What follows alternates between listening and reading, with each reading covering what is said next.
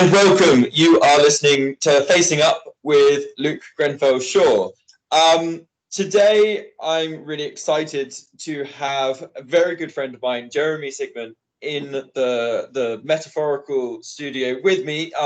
He is currently in New England, which is not a state. That is one of the things he has told me. I've learned from Jeremy. But thanks to the wonders of modern technology, we are able to have a conversation. I first met Jeremy when I was in Oxford, and really that's going to be a big part of our discussion today of how we met, how we became friends in some difficult circumstances.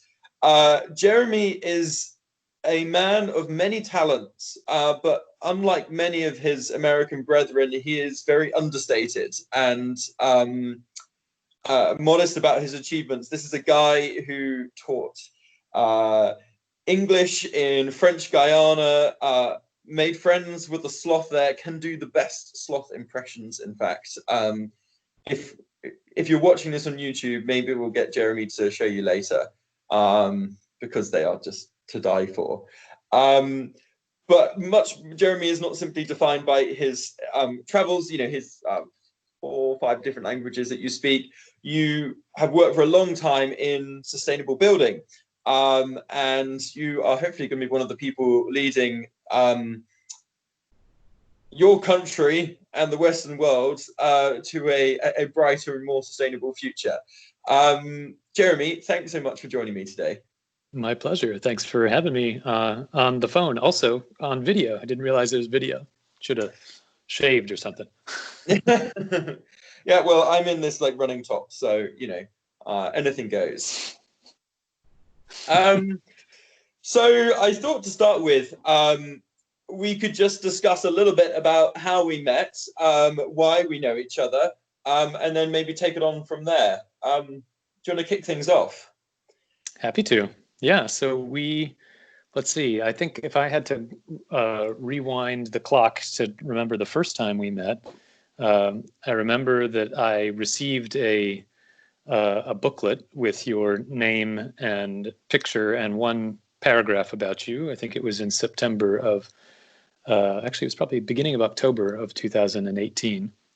In it, I'm pretty sure that you were put in an appendix because the booklet said that you had committed to a 2-year program, of which I had committed to 1 year. So you were already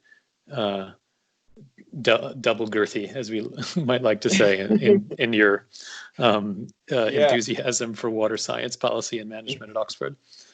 Yeah, I should say that was a complete mistake. I meant to apply for the 1-year course, and I ended up applying for the MPhil because I think I just put the wrong code down, which is awkward. This is the first I'm learning of this, so I'm impressed that such sloppy behavior would have happened during your Oxford application. Oh, it's really terrible. It's really terrible. It was one of the first things I did that year. I was like, I need to go down to 1 year. So yes, the first time I knew of you was through a booklet, and then I noticed, or maybe was told, but I'm pretty sure I just maybe noticed that among the different people I was cycling around this bus to meet, swapping seats is one of my favorite activities in a group, which I did throughout the course year. Jeremy is a networking extraordinaire. And as I swapped my way around the bus, traveling around Dorset in the south of England, I recall not coming across you and getting a chance to meet you until we returned to Oxford a few days later. So yes, I think we met the first week of classes, which must have been around the 10th or the 15th of October. Yeah, something like that. Yeah, I was sad not to be on that field trip. It kind of made starting at Oxford a little bit more daunting, knowing that you'd all met each other, I guess. Yeah, I mean, there's a special bond that comes from orientation field trips as a reason why they do it, right? And it was a lot of fun. It was too bad you weren't there. We probably would have been friends more quickly had you been there, but hey, such is the way. I think sharing a dorm room is a great way to get to know someone that bit better, isn't it? Too True. well. Yeah. I guess that week I was in hospital in Bristol having my chemotherapy, so that was me that week. But yeah, then next week, what was it? 0 week, as they call it, which is really first week. We started at Oxford. Yeah, I quite like the term "not week," or some write it "not" with th, but um, the idea of a 0 week being you're busy with all kinds of classes, but it's not coursework; it's orientation and things like that. But yeah, I don't know which of those first couple of rooms we were in. Probably certainly the room we were in most of the time. And we had a meeting of the class to meet some of the professors who some of whom we spent a lot of time with throughout the year, some of whom we saw and then almost never saw again. Yes. Yeah. Rare breeds. They're all rare breeds, actually. True. Yeah. So yeah, there was definitely a bond in the room already of people who had already trudged through some mud and down to the Durdledore seashore and back, and had some laughs in a pub down in Swanage and things like that. And then and I think you were the addition to that group, because I don't think anybody else missed it. Yeah. So you arriving in that day was new. Did it register on your radar at all, or was this just like another kind of random guy that kind of, oh, there's a guy, that's the final guy, or was there more to it than that? I don't remembering that the person who walked in must have been the other student. I just imagined like there's other students, and I didn't know how many more were going to walk in that I hadn't met yet. I guess I learned not too long after that there was only one missing from our group, and that was you who walked in. So yeah, in that way, I think I knew that you were a student. You didn't walk in like a teacher anyway. No. Yeah, that's interesting, because I think I can't remember. I don't think I certainly haven't tried to access these memories since the event happened, but I'm pretty sure when I went into that classroom, I was like very conscious about my appearance and standing out, and like this was after 5 cycles of chemotherapy for me, so I had like no hair, and like a shiny head, not just like a kind of shaven head, but it was like, you could see your reflection in it basically, and like basically no eyebrows and like a few eyelashes. So I was just like very conscious I hadn't been there. I was feeling a bit rubbish because the effects of chemo was still wearing off, and I was quite, I don't know if it was daunting, but I just didn't feel like I fitted in, and I was kind of worried. I didn't want to have conversations, particularly because I thought people would probably just ask me about why I wasn't at the field trip and why they could see their head in my head. Yeah. Well, I mean, it was remarkable in that when you walked in, it was probably the first thing you could notice. I mean, I would think that on any other day, when someone were to meet you, they would notice quite a few other things. But yeah, I think as much as maybe you wanted to put on I don't know, a happy face or a different outer appearance, I think it showed through that you were, I think, visibly uncomfortable in the moment of probably meeting new people and not looking the way you felt like you were supposed to look. So I think in a lot of ways that showed, which, and I'd never, prior to meeting you, I'd never known somebody, or I should say I'd never met somebody for the first time, and certainly had any longer than like a 1-minute conversation with, who was in the middle of their chemotherapy treatments. So to know what to say to somebody for 30 seconds is very different than what to say to somebody who you expect to see again and be conversing with and sharing classes with and preparing for exams and criticizing papers with, I think is a different challenge for people. And, you know, unfortunately, I think a lot of people have gone through that, but I hadn't until then. Yeah, it's really interesting having this conversation, because I think from a lot of the stuff that people might have seen from Bristol to Beijing, or the talks that I've given, I think quite often I probably almost gloss over this kind of time, and actually how difficult, and how, not so much how difficult it was, but how different I am now to how I was going through my chemo in a lot of ways. So it's interesting hearing some of that come out. Well, how many sustained groups of new people would you have met since you started your chemo? I mean, maybe some people at BHOC over at the hospital. I mean, essentially, this was it. Like, Yeah. I met almost no one new, because I didn't want to have to explain myself. I didn't want to have to, like, explain the circumstances, but then also kind of explain the whole just like treat me normally sort of thing. Like, that was just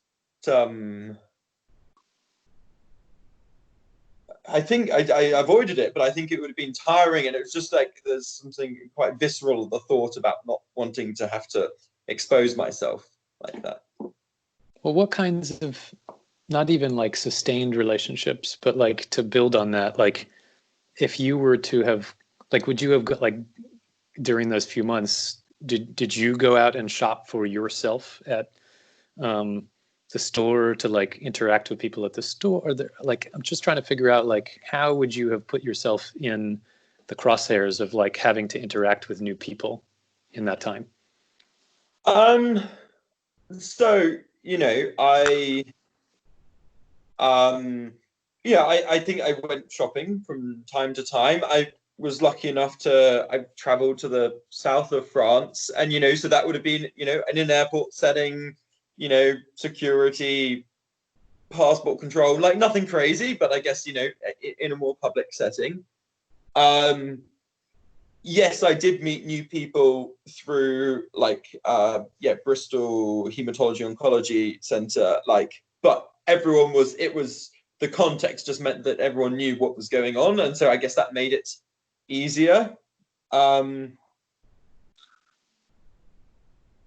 But beyond that, like, it was very, very little. I think it was quite deliberate, very deliberate, that the people I knew already were the people I wanted to sort of keep on hanging out with. And even some of my girlfriend's friends at the time, who I knew already, but to have to then interact with them, it was really tough, actually. I felt like I had to put a bit of a brave face on. I'm not quite sure why, because I think they knew what was going on, but it was still just like different people.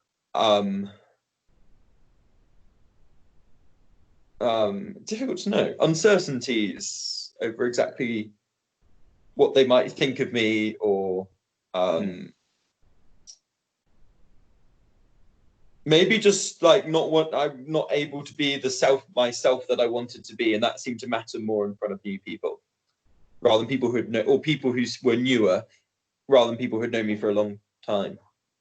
So, well, you know, if you can jump back into your shoes when you were walking into the room that day, in a classroom of, what was it, about 20 other new peers and students, and then maybe even 10 to 15 other professor types. I mean, what was the conversation that you were hoping people would have with you, if you had a conversation at all? Oh, I mean, it was almost like I don't think I really wanted to talk to people too much.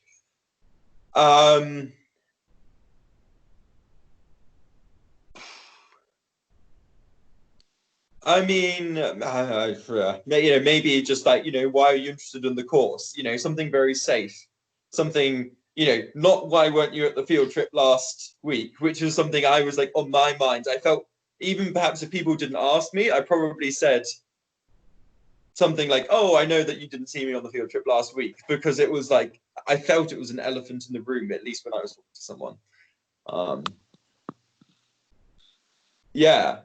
But I think, we had like cake or something after the first meeting, and like I kind of left quite soon into that.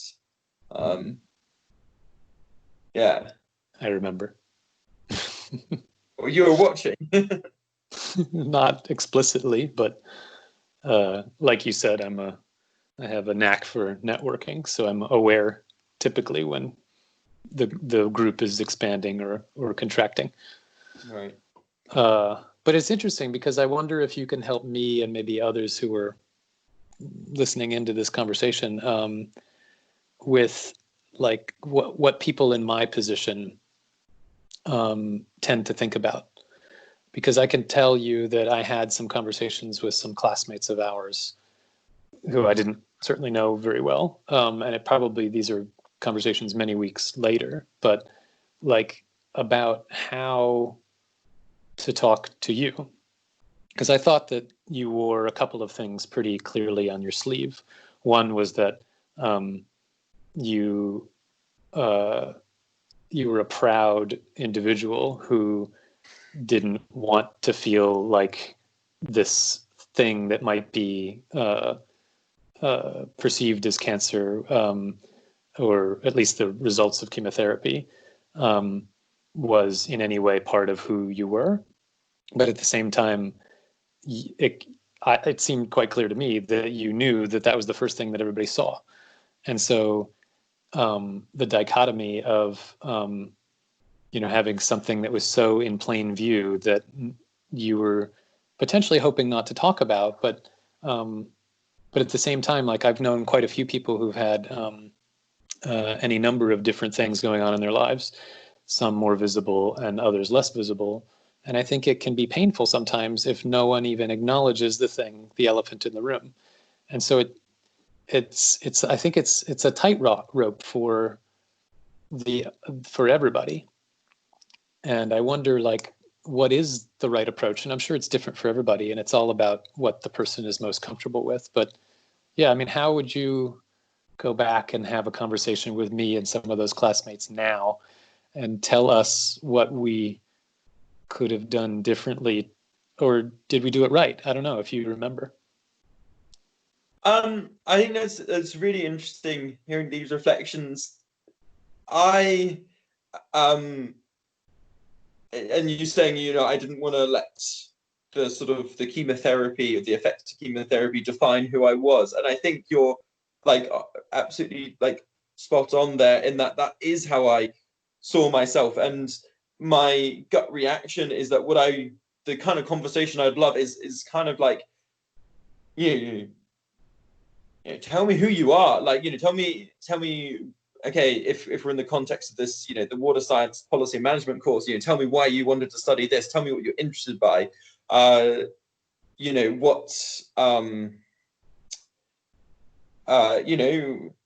What experiences have you had? Tell me about your travels. That sort of thing of, I guess, like those things that I would associate with at least for me, those are my identity much more than this outward appearance.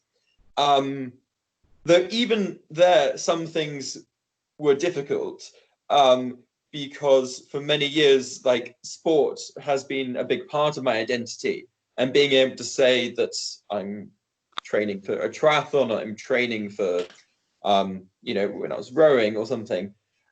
Whereas, say, with Paddy, who was, this amazing rower, he was like 6'5", gentle giant. At another time, I felt like I could have like a proper like sport to sport conversation. Whereas now, at that point, I was just like, well, I'm not really doing the kind of training. I'm not really performing at the level I'd want to. I don't really feel I can engage in this sort of serious athlete sort of way, which probably reflects more on me than anyone else, that I felt uncomfortable because I couldn't say I'm good. But in terms of acknowledgement, I thought the guys, everyone on the course did a pretty good job. I think it's about being sensitive. And so, like, when I missed classes or presentations, like there was no big fuss, but like some people just kind of quietly caught the slack, I guess, and didn't like rub my face in it. Like, you know, they just kind of like just understood or appeared to understand and just got on with it. And that sort of, for me, was nice. That people weren't, you know, to not have to explain, like, I'm not going to be at this session because I'm going to Germany for, you know, that was nice. Yeah, it's a conversation I've had with other friends about just often wanting to feel normal when there's so much which isn't normal, I suppose. But I guess part of what interests me is the elephant in the room is the fact that, you know, you've lost your hair and you have a swollen face and you've got a bandage on your arm and you're sort of in and out of the classroom from time to time and missing trips here and there. I mean, like, there's obvious, like, it's not normal to not acknowledge that in some way, but I don't know that there's a right way to acknowledge it. I just wonder what, you know, what to you feels like the right level of acknowledgement, because I'm not sure that 0 is the right answer either. Or is it? Yeah, I don't think acknowledgement, for me, I don't think that acknowledgement needs to be explicit. I think by the time it becomes explicit, if people were like, you know, if one of our classmates would have gone up to me when I came into the room and said, you know, Luke, how are you feeling today? Are you right? That would have very soon been annoying and debilitating to have special treatment like that. So I think for me, the moment it becomes sort of explicit, it's perhaps then becomes a little bit counterproductive. But I remember also, you know, I think it was the second day of Naught Week. I kind of was like, okay, these people, I'm going to spend the next year with them. I don't want this to be an unknown elephant in the room. I'd rather everyone knows that it's an elephant. And so I got up in front of the class and I was like, hey guys, FYI, I'm going through chemotherapy right now. I have cancer. That's why I'm going to be missing classes. Which is probably the only time I ever did that. And it wasn't, well, probably the anticipation was worse than actually doing it, but it was just like the silence that followed. I kind of wanted to then like sort of say something like, oh, you know, it's fine, you know, just carry on, or like, but it was weird. The silence was weird. That was almost more difficult. I mean, I have a memory of that. I don't know if it's a perfect memory or one that I've discussed with you or others, but I also don't know what the right sound is or words following that, especially in that setting. If it's a one-on-one conversation, I think it's different, but it's a room of 20-something people. What you mentioned was not on the agenda per se. There was, there were other orders of business, but like if the whole room goes into some sort of sigh or, you know, gets into a chatter of different things, like I don't know what sounds better. Silence doesn't probably sound very good, but I'm not sure what the appropriate sound is to fill the space either. That's a very fair point. Yeah. I'm just thinking of like the various like responses that we've had as like kind of stock kind of gap fillers from like applause, like, like I don't know, whatever else. And so like, yeah, I'm not sure applause would have been the right one either. What was it? Can you take me through that moment through your eyes? Well, I've heard you speak to audiences before, and something I've heard you say is when you ended up seeing people's reactions to the tumor that was growing underneath your shoulder blade, and when you sort of got a better angle of view on it, you know, after getting a picture and then flying back to a hospital very quickly and things like that. I mean, you've used this line before saying like, I'm not stupid. Like it's probably cancer, right? Well, yeah. I think in some ways that's probably the sense that the group had as well, is that like we had a, I'd say a 90% confidence that you were probably going through some sort of chemotherapy, that that's usually associated with attacking a cancer, using that kind of treatment.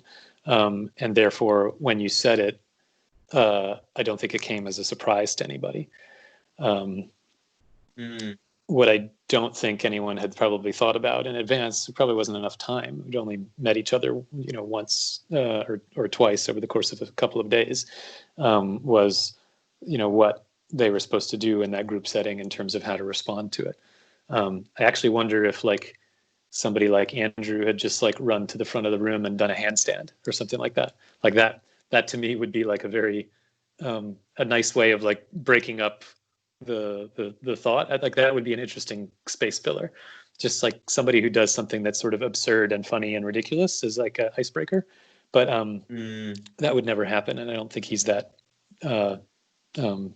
crazy to have done something like that. But yeah, otherwise, I think that was the reaction, because it was like, oh, it's a confirmation of the things that we had imagined, and now we're each processing as individuals how we might go about interacting with you with that knowledge confirmed, especially now that you sort of clarified it for us. Yeah. The connection wasn't great then, but like, did you say that you thought it might have been an idea for like, say, one of the members of the group to do something a bit absurd as an icebreaker? Yeah, like I don't, I'm just imagining like, what is the best way that could have gone? Yeah, I don't know. Can we just restart, because the connection seems to be a bit rubbish?